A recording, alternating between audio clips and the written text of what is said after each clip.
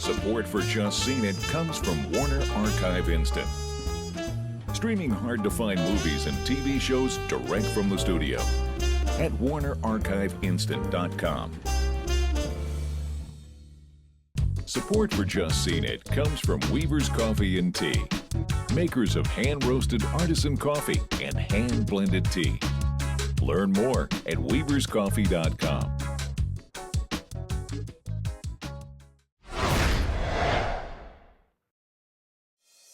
Christine and Isabelle work as high-powered executives in Germany.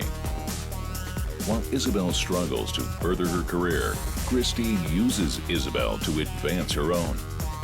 But as they backstab each other, it goes from bad to worse in Brian De Palma's Passion. Hi, I'm Kevin. I'm Aaron. And I'm Salim, and we're here to discuss the new Brian De Palma movie, Passion. We've all just seen it. Kevin, take it away. Passion is based on this French movie, Crime d'Amour, which was made like 2 years ago, had Kristen Scott Thomas on it. And then Brian De Palma came in and decided to do a remake. He adapted the screenplay himself. And then he took it and put his little Brian De Palma spin on it. It's kind of reminiscent of Body Double, Dress to Kill. I thought it was kind of campy fun. I mean, it's campy on purpose. Yeah. And I really enjoyed it. Yes, it is. No, it totally It is. might not have been on totally purpose, but regardless, it was funny for that reason.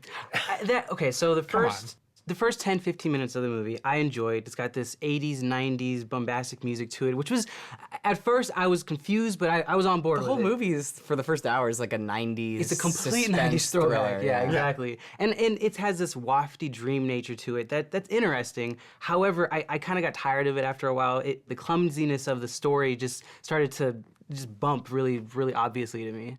As far as the script goes, De Palma definitely adds a lot of elements that he's had in previous films. Themes like voyeurism, having femme fatales, all these twists. Everything works very well, and if you know De Palma's previous work, you'll appreciate all of these things coming back. Sure.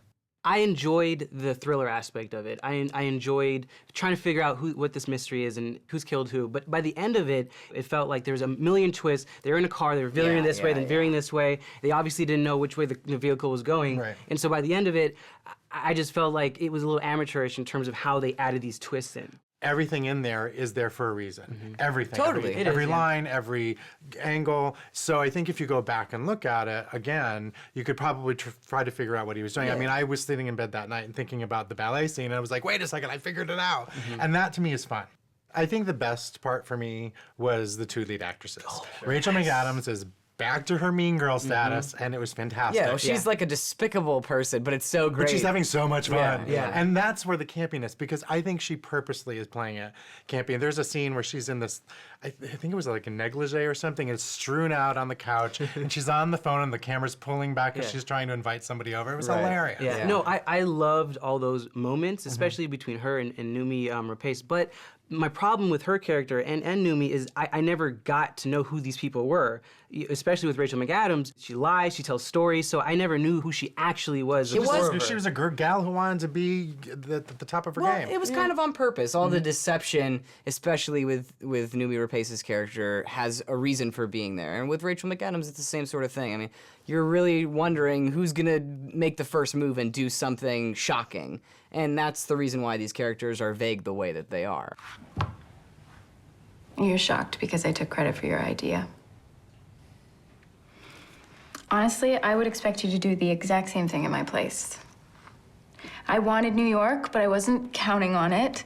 And thanks to you, I got my shot and I took it. I mean, there's no backstabbing here. This is business, Isabelle.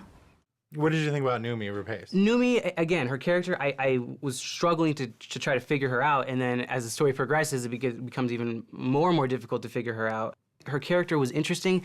She felt stilted at times. She felt a little unnatural at times. I feel like in Girl with the Dragon Tattoo and Prometheus, she's very icy and she's very strong. And here, there was a lot of vulnerability to her, even when you weren't quite sure whose side she was on or what she was actually doing. This was a different role for her. The best part of the movie for me comes from director Brian De Palma. He's all about style, and I think The more movies I watch, the more I realize that visual style is really important to me. I like seeing flair, and I like seeing tricks. And he has a ton of stuff. Dutch angles, really strange lighting, you know, all the lighting coming through blinds, and all this disorientation, split screens, you know, making you think that things are happening at the same time when they're actually not. All these techniques are used very well.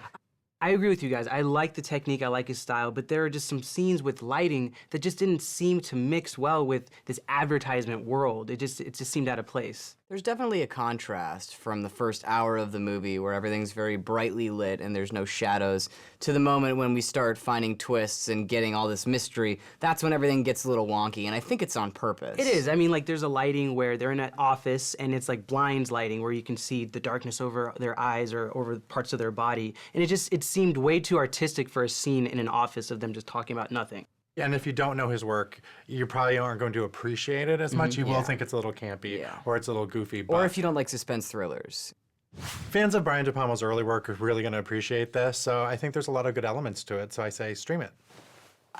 Passion is definitely a fun and exciting suspense thriller that is going to please fans of Brian De Palma or the genre. Unfortunately, probably no one else. So I say stream it. Some interesting music and atmosphere can't hold this wildly uneven movie together. Stream it. Well, our votes add up to 1.5 tickets, which is a stream it for Passion. Cheers. Cheers. Cheers. Stop trying to make fetch happen, Aaron. It's not gonna happen. Shut up. All right. Support for Just Seen It comes from Warner Archive Instant. Streaming hard-to-find movies and TV shows direct from the studio at WarnerArchiveInstant.com. Support for Just Seen It comes from Weaver's Coffee and Tea, makers of hand-roasted artisan coffee and hand-blended tea. Learn more at weaverscoffee.com.